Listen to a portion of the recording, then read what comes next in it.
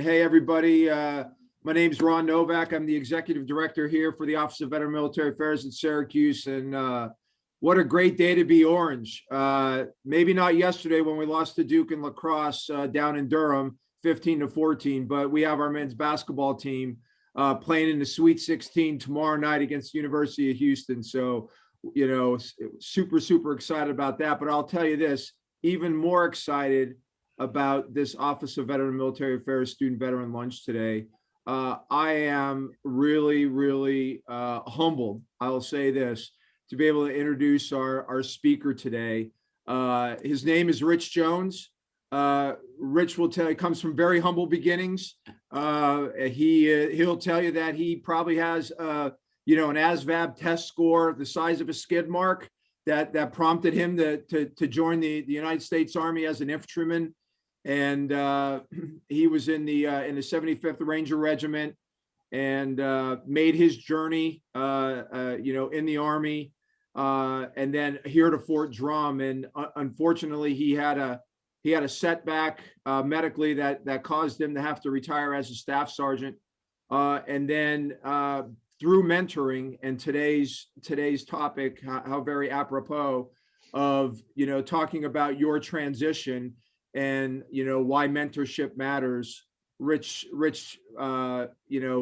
came across someone who became not only a friend but an endearing mentor to him and put him on a trajectory to realize his full potential. Rich works for Viacom CBS, where he's the executive vice president and general tax counsel. He's also their chief veterans officer. And the one last plug that I'll say before I turn it over to Rich is that he's also a George Arentz Award winner, which is the highest award that Syracuse University bestows upon its alums. So what a great pleasure to have Rich here today. I'm just going to ask everybody just one rule of engagement. If you have any questions, Rich is going to want this to be interactive, but you're going to be mesmerized, I assure you, by what he's going to say. Please, at the end, just throw your hand up or drop a question in the chat box, and Jennifer Pluto will go ahead and facilitate the question and answers. Ladies and gentlemen, I'm turning it over to Rich Jones. Rich, thank you so much, sir, for being with us today. Ron, listen, those are such kind words, and I just want to thank you and Jen, Chancellor Haney, Chancellor Severud, Beth Kabbalah at the College of Law, and all of the amazing people at the Office of Veterans and Military Affairs and the Institute for Veterans and Military Families. There's nothing that is more important to me than supporting this wonderful institution. And it's, again, it would be impolite for me not to come in here and say happy 151st birthday to this wonderful place that is more than just an institution of higher learning. It is a place where lives are changed. And for me, that was certainly true.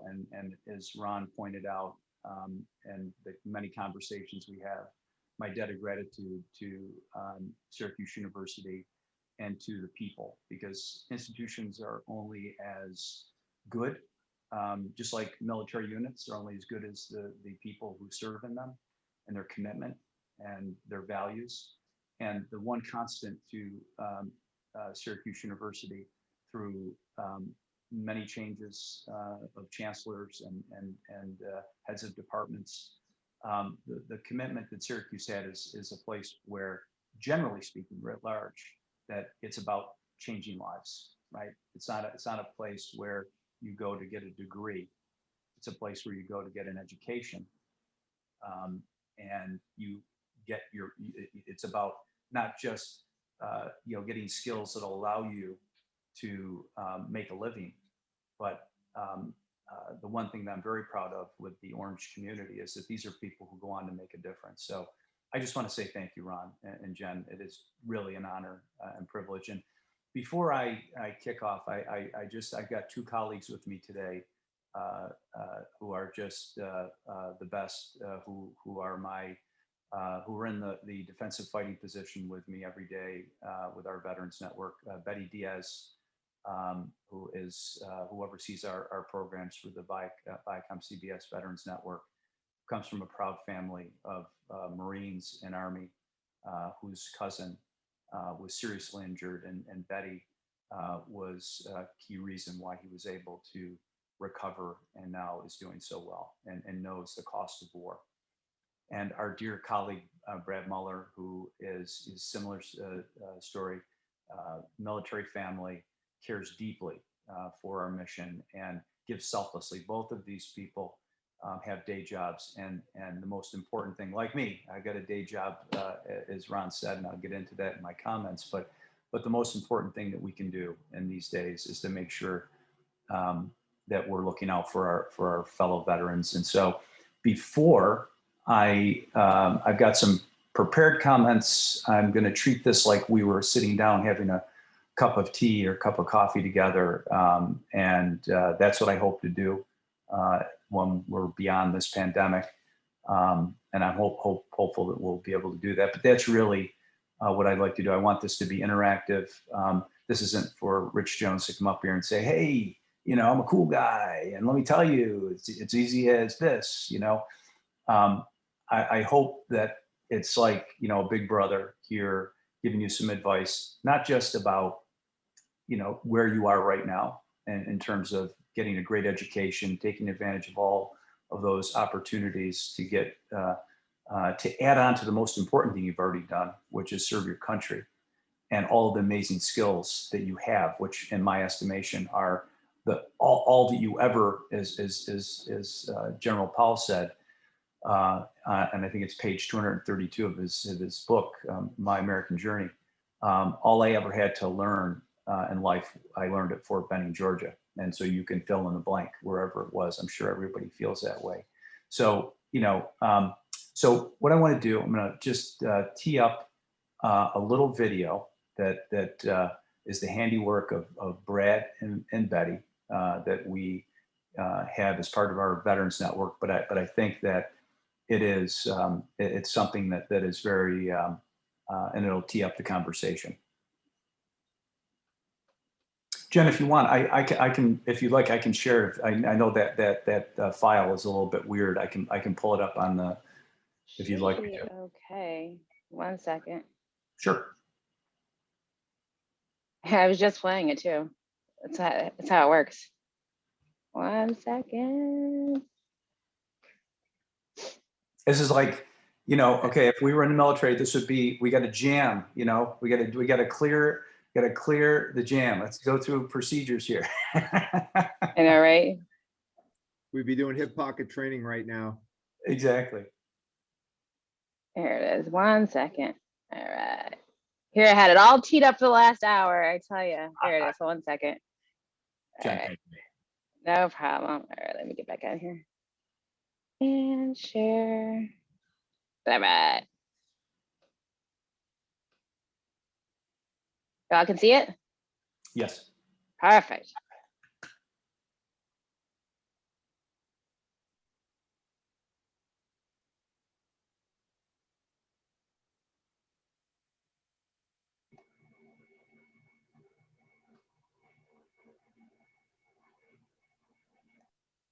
Yeah, I think it's without the, there's some really cool music that goes with this. I mean, There is. But just imagine cool music in the background. I'll go use this one.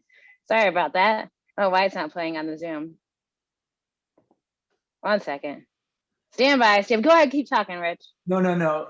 Listen, what this is going to show is, the other aspect of, again, is somebody who has benefited greatly from the experience that I had at Syracuse.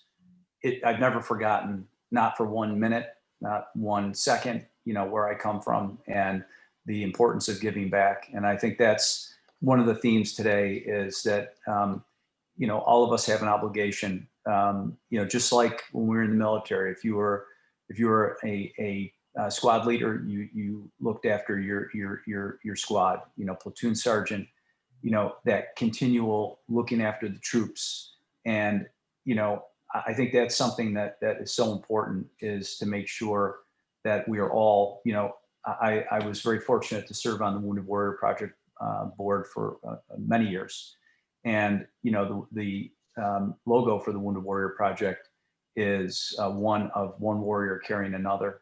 And I would suggest that we are all at different parts of our lives, you know, one or the other. And so what this video represents is really, you know, from just the commitment to make sure that we, and I think everybody has to do it. You know, Syracuse University has done that in the most spectacular way, making sure that, you know, from an education perspective, you know, opportunities for growth, making sure that an environment where non-traditional students like veterans are able to maximize every opportunity, and also being culturally competent and aware, and maximizing every opportunity for veterans. So in corporate America, you know, again, as whether it's small businesses, many of you may go on to be entrepreneurs, right? And we look at the programs that the IVMF provides, the entrepreneurial boot camp, right? So whether you find yourself as an entrepreneur or whether you find yourself like me, person who has an opportunity to do something at a Fortune 100 company, and then work closely with other veteran affinity groups throughout corporate America, and then throughout the whole supply chain, right? When I talk to you know, our suppliers, and I always ask, what kind of veteran programs do you have? So again, there's a giving back aspect. So Jen, do you want me to pull it up? Because I've got speakers that will run it if you'd like. Yeah, go ahead, because I keep trying to play it and the Yeah, volume's not coming through for some reason. That file can be a little bit weird. So let me, for full effect, right? So imagine this is like if this was a C-130, you got to hear the noise, right? So hold on one second. And by the way, I am not on the front lines of, I'm a behind the scenes, you know, I don't do, that's what my dear friend Brad and my dear friend Betty do. They're much more, that's why this is so cool. So hold on one second. Let me just pull this up.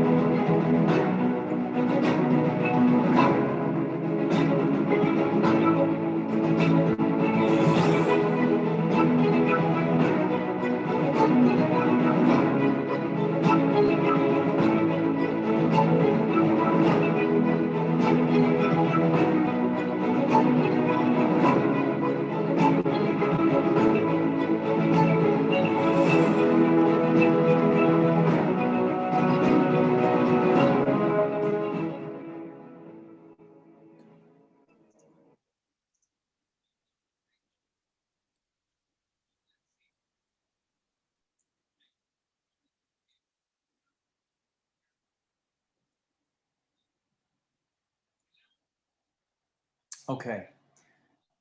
Wow, you know, that's why you hit hear the music, and again, that's the handiwork of, you know, we're so fortunate. Brad is, you know, one of the best in the business when it comes to putting together great content. So again, I will just say this: you go, hey, you know what, Rich? What the heck do you know about? You know, I'm sitting here. We're going through a pandemic.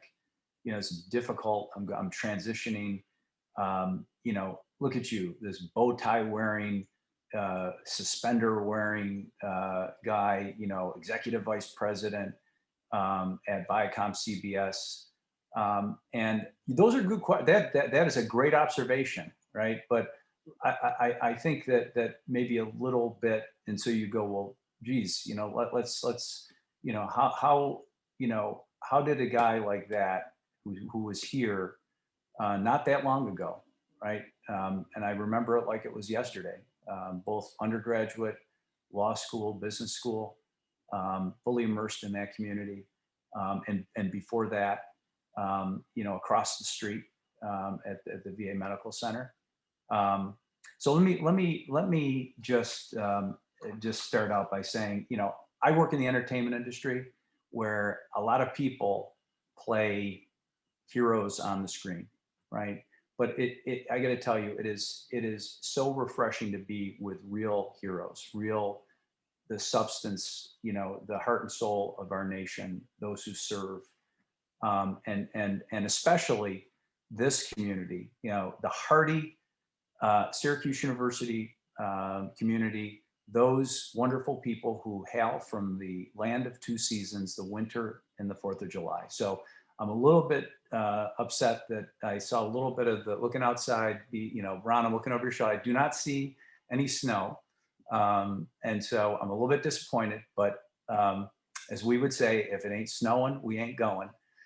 But, you know, my commitment to this concept of mentoring, you know, when you say why, you know, the whole idea here is, why does mentoring matter, right? It's thrown out there like so many things, right? It's like leadership, right? Leadership, right? And we know, I mean, if you're in the Army, you serve in the Army, you know, FM 22-100, you can recite it in your sleep. And all of the branches have their leadership field manuals.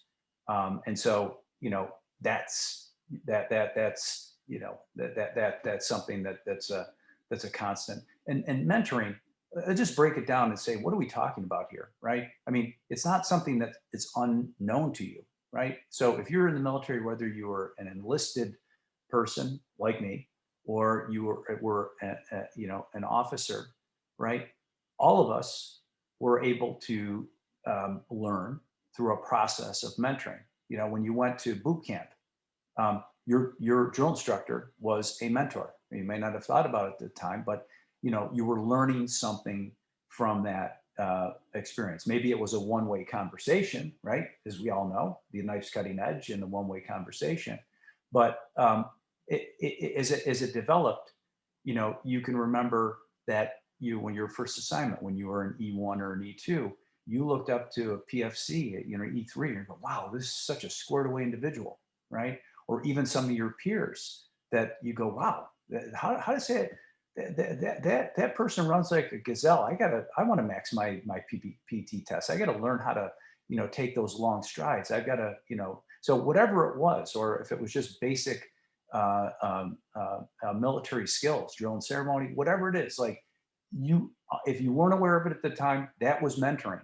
And then of course the interactions with your team leader, your squad leader, your platoon sergeant, so on and so forth. Or if you were an officer, you know, as a first lieutenant, second lieutenant, your first lieutenant, they were, you know, mentors, and the company commanders, and you know, the battalion commanders. And so that relationship is not something that is not known to this group. And so the difficult thing, and again, this is why I say to you, the thing that's gotten me through some difficult times, sometimes you may need to be your own mentor, especially in the transition, because you know, again, for anyone who's ever been on, you know, out and you're, you know, and you're only able to, you can't use SATCOM, you're using just good old fashioned land navigation. You got a compass and you got a map, and it's night. And then you got some really significant terrain features, right? You have to trust yourself to know, okay, I'm on a ridge line, I know my azimuth, and so, you know, and I know where I'm going, right? So there's going to be those times that you're going to have to rely upon your own it's funny to say, but you'll be your own mentor because you just have to guide yourself right through that place until you can do a link up op with somebody who is able to then, who again, the mentoring relationship, they're formal, they're informal. They come in, they come in a lot of shapes and sizes, but it's really about, getting the skills in transition. Right now, you're in a mentoring relationship at the university, right? With your teachers and instructors, your fellow veterans, other students, right? Members of the community.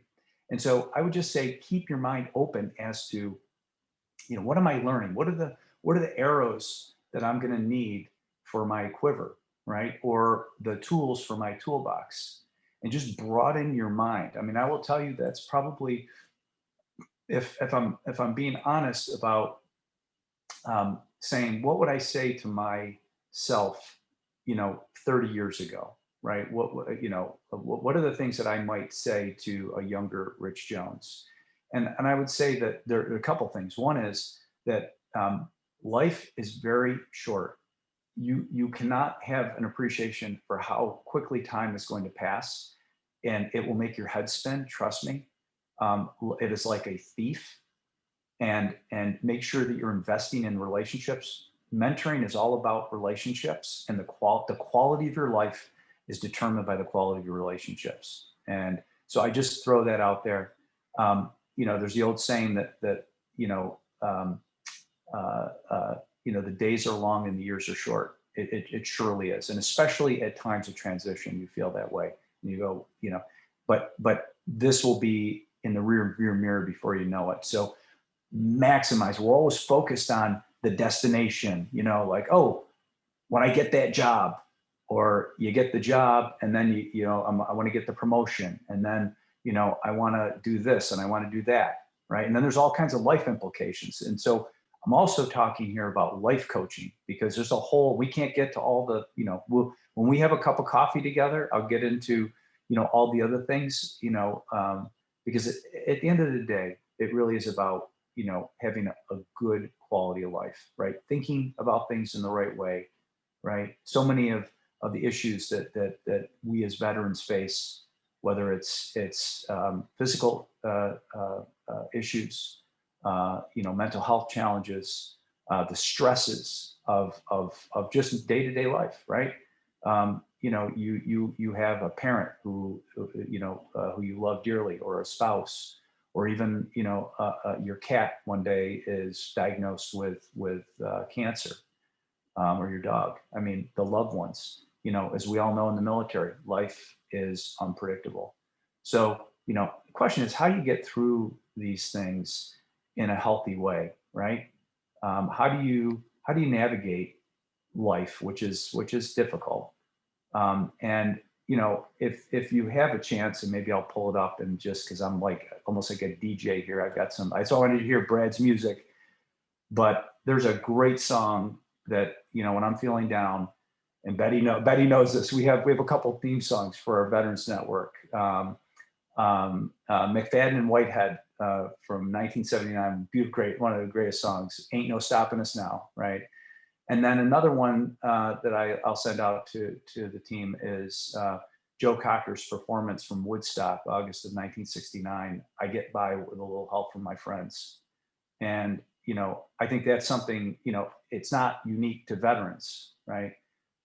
That's all of us. We when we go through life, when you're faced with, the dark days, that's in my experience, that's what's gotten me through it. And so it's important now in this phase of your life, you're thinking about, what are the skills that I need to be able to, compete in a competitive job market, in a world that's so much, polarization and all this stuff. And you're just like, hey, I'm just a hardworking person, and I serve my country, and I'm just trying to get a beat on what's important. And so let me just say this, right? There are things that I always say to people, especially in environment today, people want to know, it's like, what are you? What is your label, right? So what your label is? That you're hardworking, that you are honest, that you have values, right? That again, I can't speak to what other FMs say, but you know, I try to live FM 22-100 because all of the values of leadership are really values that, you know, they're the kind of values that no matter what.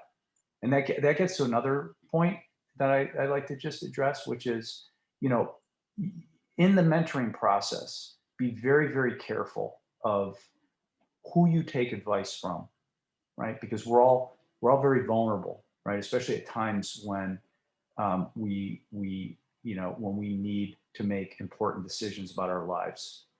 So, you know, there's the old saying of measure twice and cut once. Really, really, really try to be discerning, right? And I've gotten to the point of, you know, forget it. Like people call me Dr. Doom. I mean, I'm just like, you know, it's okay. You know, you got to be skeptical, right? Professionally skeptical. That's, you know, part of, you know, part of, you know, they say only the paranoid survive. But by that I mean, you know, you have to make sure that a lot of people out there, and I'm sure that you've run into this where people are like, hey, let me tell you, you know, this is what you need to do, you know. And so before you take the leap and say, oh yeah, I'm in, you know, whether it's, you know, a job, whether it's a relationship, whether it's investing money, whether it's buying property, whether it's whatever, right? You know, and I say this, you know, what I do for a living as a business executive, one of the fastballs that I have is I'm a tax practitioner, right? And there's a saying about taxes that tax is like life's shadow. Who could know everything about life, let alone its tax shadow? So I literally, unfortunately, you know, it's like Jackson Brown, you know, doctor my eyes, right? Have seen like some things I want to unsee, but I've seen a lot, and so the advice I'm giving you is so critical, which is make sure that the people that you're getting advice from are that the advice is something, because there's two types of advice. There's situational success and advice and repeatable situations and success, right? And so, you know, there's the old saying that, again, you know, born on third base thinking you hit a triple, right? Sometimes, right? And people who are in those positions don't know. It's like because believe me, I've gone down rat holes and said, oh, I get it. I can't do that. That's not possible for me, right? So just make sure that you know, you're looking at it and saying, okay, is that something that I could navigate through, right? So bringing it back to your military experience, you always do a good route recon and then a secondary route, right? So just, you know, part of that life coaching concept, you know, just make sure that, and again, the people that are your mentors, you know, and they are all around you. It's, you know, there's a great book called 360-Degree Leadership. I would suggest to you that there is an equal case to be made that mentoring, 360-degree mentoring is critical, right? Because it's really, what are you getting from the mentoring relationship? You're getting information, you're getting data, right? It comes in here, you process it, and then you know, because life, a quality life is really the sum of your decisions, good decisions, right? And the opposite is also true. So again, I didn't want to come here and say, hey, you know, mentoring, let me tell you the basics of mentoring. You know, there's a mentor and a mentee. It's just like, you know, this is like a movement to contact. Okay. You're out there, and I just want you to think of this as like, you know, you're just being situationally aware, right? And everybody gets that. Like, and it may be in the most, you could be you'd be standing in line waiting to get, you know, you're wherever, and you just run into somebody, you hear somebody say something, they go, whatever it is, like, you just never know when it's going to come about. And you hear somebody say, oh yeah, you know, I was a Vietnam vet, and the person happens to be a small business owner and they have the same interest, and boom, wow, you know, there's a connection. So just leave like, don't think of it as like it's some formal thing. I mean, it can be, right? So some of the things that we are putting in place at Viacom CBS are we have mentoring programs and internship programs, but you know, there are other ways, and I would suggest some of the most powerful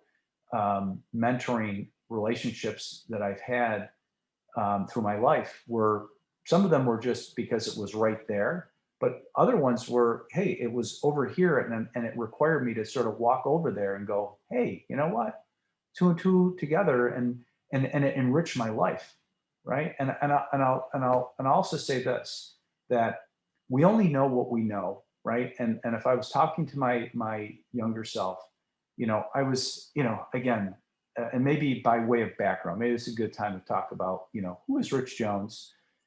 What's his deal? I'm a proud upstate New Yorker.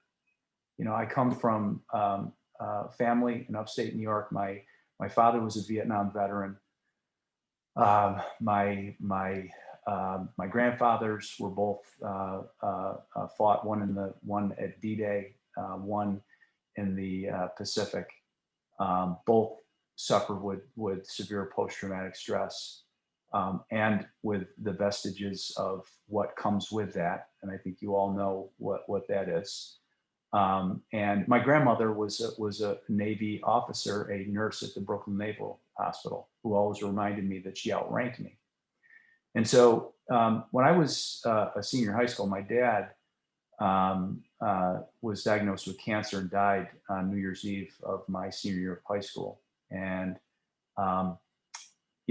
I, like so many people whose aspirations in life are greater than the opportunities that might be available to them, and also to help my family. I graduated early, joined the military, and I was so fortunate, like I think so many people that I know, it really was the thing that changed my life in terms of, I was, again, I did not apply myself. I was not left to my own devices, who knows, right? But what the military did is it really just transformed me, right? Like I think everybody can relate to that. And so I was fortunate to serve, as Ron said. I was a Ranger. I served in the 1st Ranger Battalion, and also was one of the cadre that reactivated the 10th Mountain Division. And then while during a parachute training exercise, my parachute malfunctioned, and I ended up breaking my back and my neck, and my legs, and a whole bunch of good stuff, right? So unfortunately, and I was a career, so I just re-enlisted for 6 years, right? So I had found my calling in life, right? I loved it. I was, it just was, and like so many of you, the experience of being in the military is something that is, indescribable. But especially when it was just, so having to deal with that, and my military career coming to a screeching halt, spending, a lot of time at Walter Reed Army Hospital with doctors, and going through that whole process, and having a lot of time to think about, and also just being very, that's crushing, right? So you go, what am I going to do, right? Like, where am I going to go back to? What am I, like, I had, my thought was, I was going here, right? I was going to be the Sergeant Major of the Army. I was going to do like all these things, right? And it wasn't going to happen. So I was medically retired, and I came back to upstate New York. And so just fast forward, I was being treated at the VA Medical Center right across the street from where you guys are right now. And I remember being there. My grandmother actually had to drive me, and we were sitting, I was going for, I think, a nerve test or MRI. And I remember just like staring out the window, like looking at people on campus, and, contemplating like and really being, for those who go through these type of things, the dark place that it is. And so, but so I was able to, then muster, I said, okay, I got to take action, right? This is, shoot, move, and communicate time. And so on crutches, and, my grandmother, who could talk the ears off of, a statue, telling everybody, this is my grandson, Richie, and, blah, blah, blah. And I was a Navy nurse at the Brooklyn Navy Yard. So you can imagine, like, here, I was the Army Ranger before that. And now my grandmother's having to, and I love her, God rest her soul. But this is what I was dealing with. And so I just felt like now's the time. I just have to get some information. Maybe I can go to Syracuse University, but I had a lot of insecurity because, I didn't do that well in school. So my fateful walk across the street, up the stairs on crutches, and ultimately, and this gets to the main point. I was able to, I'm asking people, hey, where's the, and by the way, I just read an article in, I think it was US News and World Report, about how the FBI was hiring accountants, because I thought maybe I can get back into government service. I can use my military experience. But the article was about how they had hired accountants. More accountants were being hired by the FBI than traditional law enforcement. So I was like, okay, maybe I can do that. So literally, that was the thought process. And I go and I'm asking people, where's the accounting group? Where's it? Not even knowing the nomenclature, nothing, right? Just like, Johnny Appleseed walking across campus, right? And fortunately, good people of Syracuse University guided me to the office of Horace Landry, who at the time was a member of the faculty, a proud Navy veteran, World War II veteran. And, here walks in a guy who is,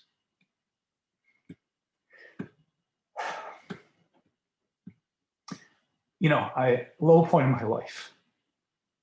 And this guy who had, he had like 1 million papers under his arm. And he said he set them down. Obviously, he was in between classes. It wasn't like I had an appointment.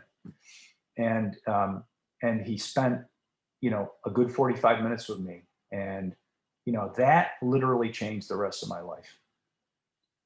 And so that's instructive for two reasons. One is the importance of you never know when you may be called upon to be a mentor. And God rest his soul, Horace Landry, who was the spirit of Syracuse University.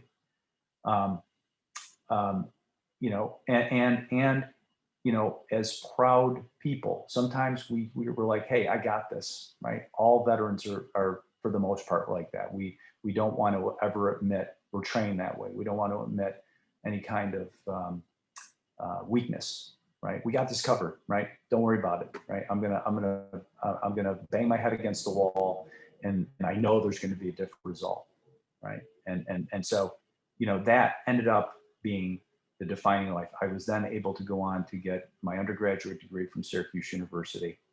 I was then able to go and I became a CPA, right? I was then able to go back to law school and business school.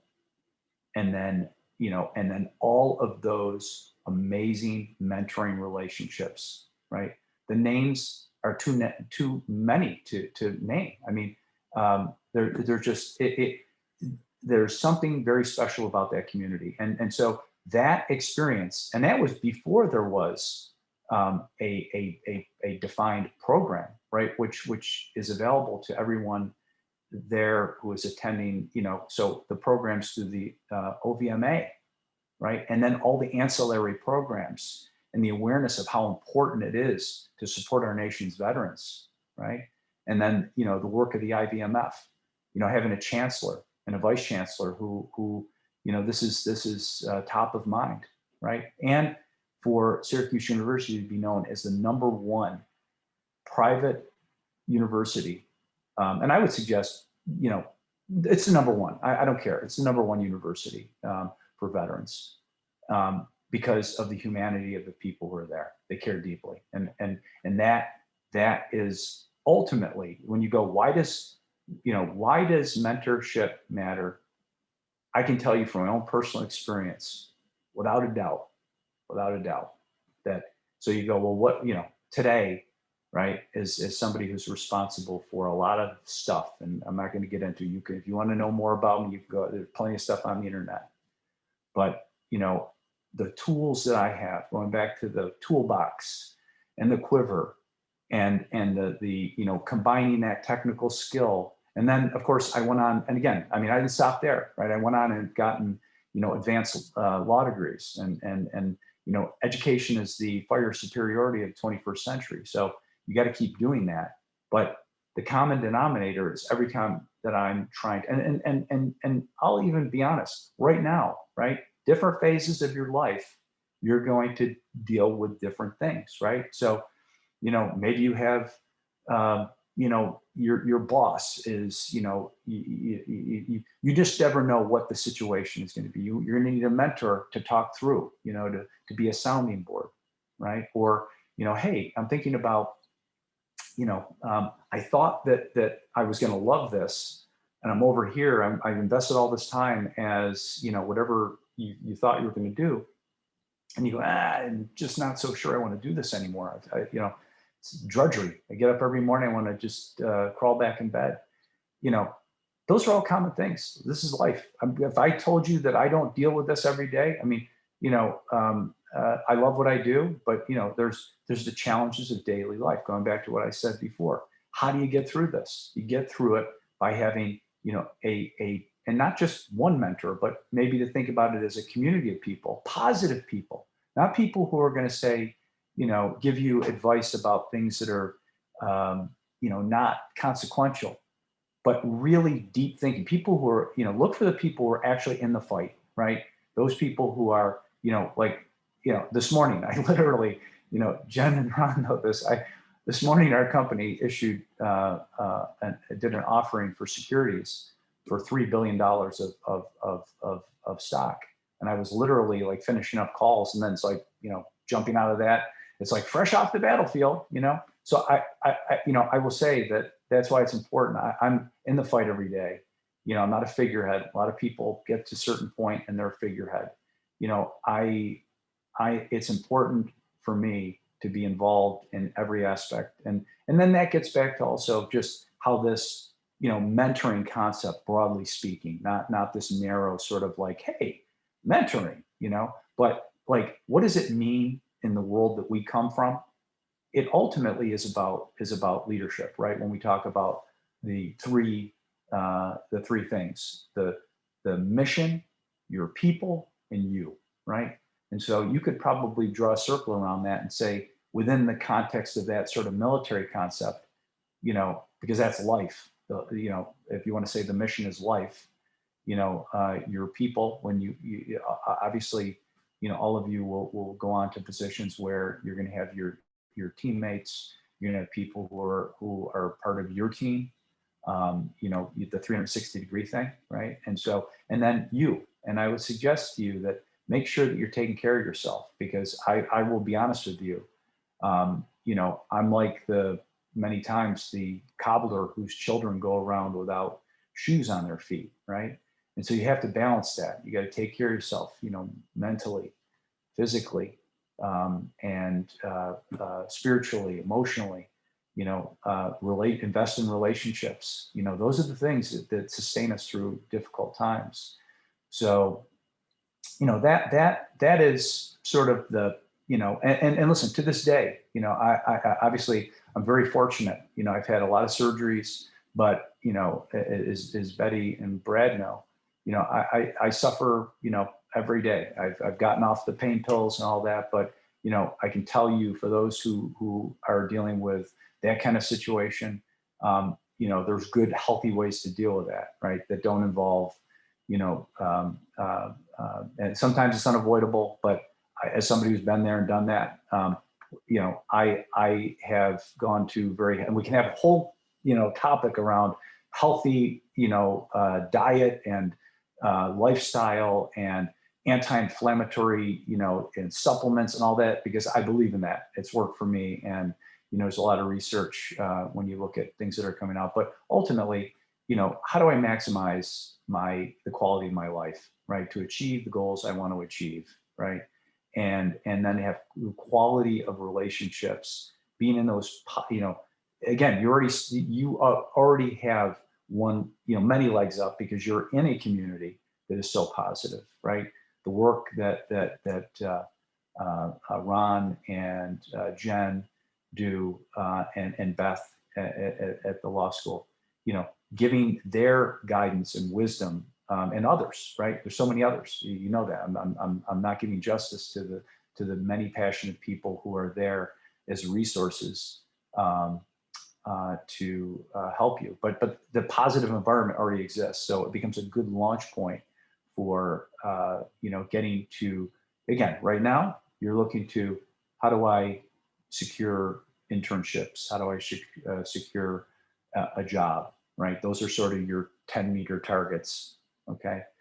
But at the same time, realize that there are targets going out 800 meters. Right? So just, again, this is sort of life coaching, life experience, like your big brother giving you some good guidance. And again, I say this to you, and maybe this is where I'll sort of just pause for a moment, but I just want to say that any person who's on this call, I'll make sure you guys have my contact information, and I hope to be up on campus, soon. I'm going to get my vaccination, and but I'm really looking forward to getting up there. And I would, even if it's a Zoom, it's very important for me, making connections in it. And again, maybe selfishly, because the best parts of my day are having an opportunity to spend time with my fellow veterans, the Syracuse University community.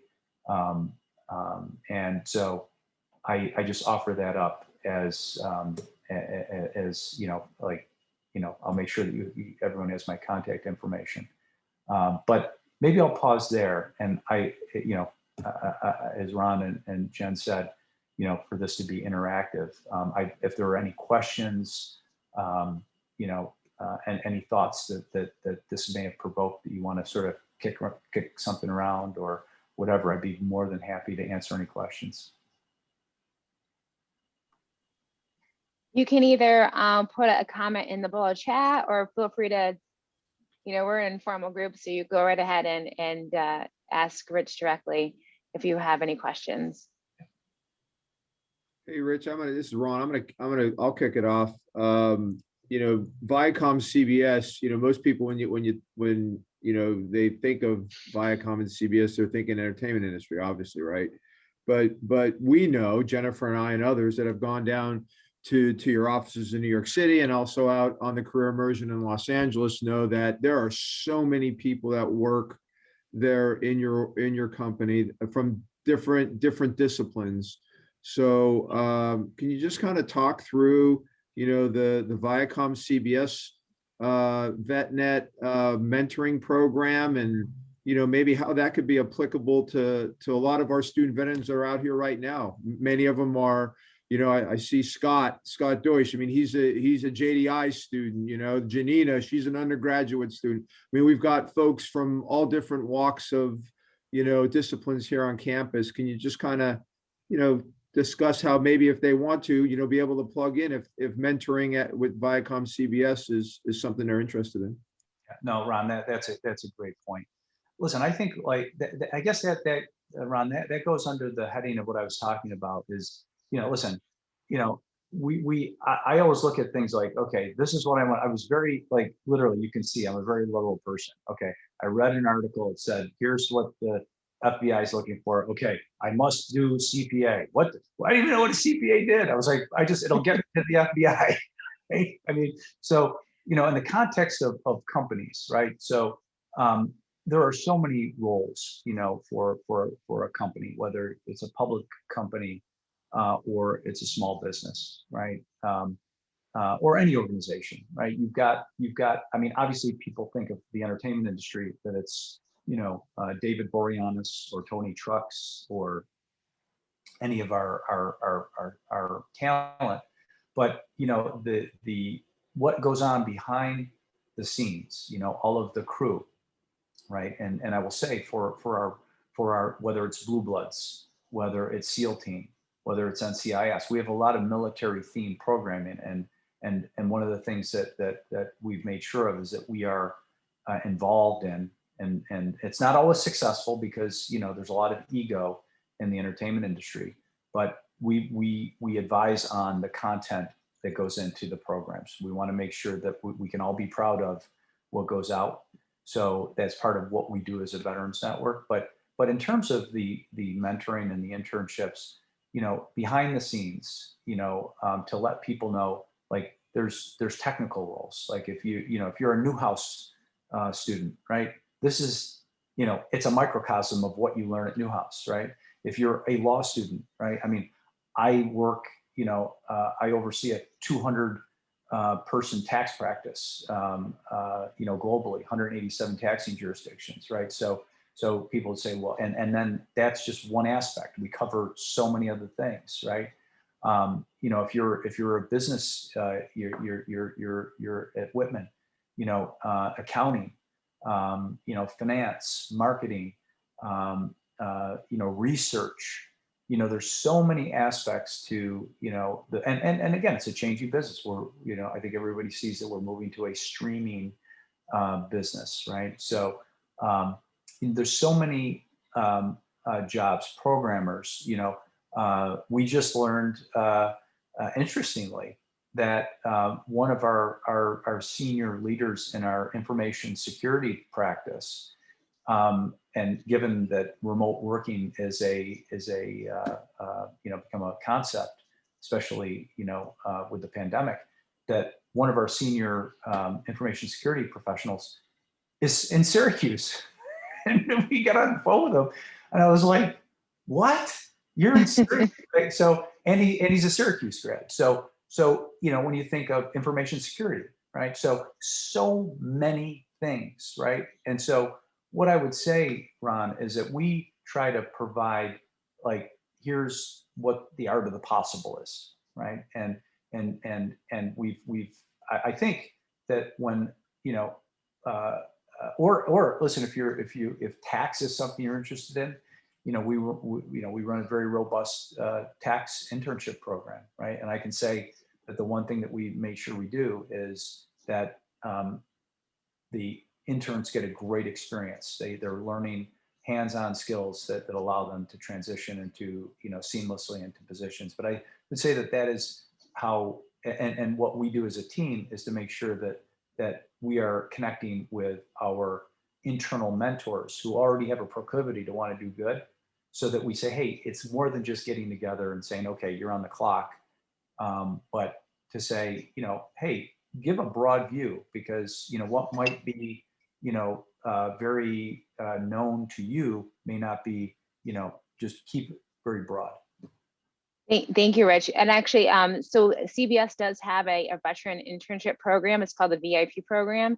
And so they do a tremendous job placing veterans with opportunities in their organization that meets their career interests. So I definitely suggest taking the opportunity to connect with that. Jeannie, I do want you to connect with Betty after this, because they're working on a video series. And I think that with your video background, it would be an amazing match. And plus you're down in the city, so that could work out really well. I'm just gonna pivot over to Ryan really quick. He has a question. Go ahead, Ryan. Yeah, thanks, Jen. And thanks, Rich, for being here. I appreciate you sharing your insights and sharing a little bit about yourself and your background. Obviously you come from a very competitive workforce, and I'm a fellow law student as well, and looking to work in a fellow competitive workforce. I'm also transitioned from the active guard to the National Guard. I'm sorry, the active duty of the National Guard. What are the best approaches that you've seen, new employees take when communicating that duty and responsibility up to their civilian employers, and kind of easing any nerves they may have of missing days of work and making up for them on the back end? Just wonder if you had any insight on best practices there. No, I will tell you, Ryan, it's a great question. And first and foremost, congratulations for taking this really exciting journey in the law. Look forward to catching up with you about that. But I will say this, one of the things that I had seen, and there were vestiges, I think, when you look at sort of those Vietnam era sort of HR rules, and even though there was USERA, right, that protects those who are serving, there was a big disconnect, right? And listen, we can't talk about sort of diversity and inclusion, right, on the one hand, and then be absolutely clueless about those who serve, right? And so what, what I have tried to do, and it was a great frustration for me, and it's why, I went to our CEO at the time and I said, listen, my continued, service here is dependent upon, how seriously we're going to take this. We have people who are dying on battlefields and everybody thinks that life is like, like there's nothing, what's the next show on television going to be? So that, I tried to formalize what I had been doing in terms of advocacy. And so I think there's a much greater sensitivity around, the needs of, citizen, warriors, right? So those who are serving in the reserve and the guard, and also those who are transitioning from, active duty and, again, proper alignment. It takes a long time to, again, we all know that, acclimation is so important in creating, so whether it's an internal employee resource group where, you've got the resources and you feel like somebody's got your back. I would say that it varies between different companies, but we are really trying to make sure that we live those values because, again, the hollow words of thank you for your service, right? Like it's got to be backed up by something, Ryan. So I would say that, first and foremost, make sure that you highlight that that's a critical part, and it goes back to knowing, and you raise something that I think is very important. I didn't touch on it, but it's very important. Know your value. The one thing that I didn't know for a long time, because I'm a people pleaser, I was the firstborn, right? So I already have tendencies that aren't good in terms of self-advocation, right? I'll advocate for somebody else, right in your, right? We all have that, but I until you get comfortable with, what you stand for. That's why I'm saying stand for, like when people say, what are you? You're a person who stands for eternal values, right? You're a person, as a lawyer, you're standing for the law, right? And you're a zealous advocate. You're a problem solver, right? But then the most important thing, as I said, you're also a person who served this country, and those attributes and experiences, will really, even though the law is a lifelong process, right? Depending on the area of practice, but just I would say make sure you're part of that story that you're telling about. Again, it is a competitive workforce. There's a lot of challenges within the legal field, obviously, but I would just say that as you're crafting that I would not. I mean, obviously, you're protected by the law, but that's different than making sure you're around a group of people that appreciate it and aren't going to be passive aggressive with you. And, there's that whole aspect. So again, and that gets to something that I also didn't mention. There's a great book. If you've not read it, I would recommend it. It came out in 2003. It's called The Sociopath Next Door. Okay. 25%, the professor who wrote this book, a psychiatrist, wrote this book about sociopaths, and the premise is 25% of the population are some form of sociopath. In my experience in corporate America, I've worked for them. So imagine the sociopath, and you can't change them, okay? And it goes to your point about like knowing what the deal is. It's like a minefield. Just mark it, right? Once you're aware of it, and go around it, right? Like, and don't try to clear it. It's like, so I just suggest that because it's a great handbook for a lot of reasons. It's a quick read, but it goes to the point of, because you'll find situations where people say, oh yeah, thank you. I love your service. But with your added sort of, component to the situation of, there may be times when you have to deploy, it's one thing to be protected in the law, but then, is it a culture that, like at Viacom CBS, if there was a manager who's giving somebody a hard time, then, I'm going to make sure to lob some heat rounds and gently remind. And so, I would just, again, I think most companies have programs, I would say that's part of your diligence Mhm. process to really, check that out. Great, thanks. Thank you, Rich. Thanks, Ryan. We'll have time for one more question, and then that's from Scott, and then we're gonna do a photo of everyone, if you don't mind hanging on, so we can get out on social media. So Scott, did you want to share your question? You're on mute, honey.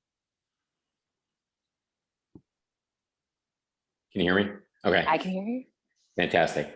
So Rich, first of Yay. all, thank you very much for your time. I know that it's a scarce resource and greatly appreciate that, as well as the raw emotion that you've shared, and it's extremely important. Mentorship is critical.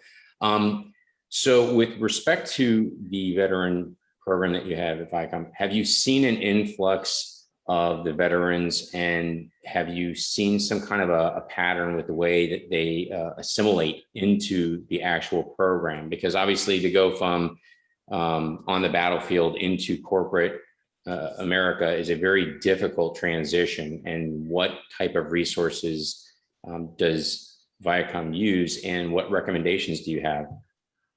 I would say this is, and Scott, thank you. First and foremost, thank you for joining today. It's more of a pleasure for me than honestly, it really is. So thank you.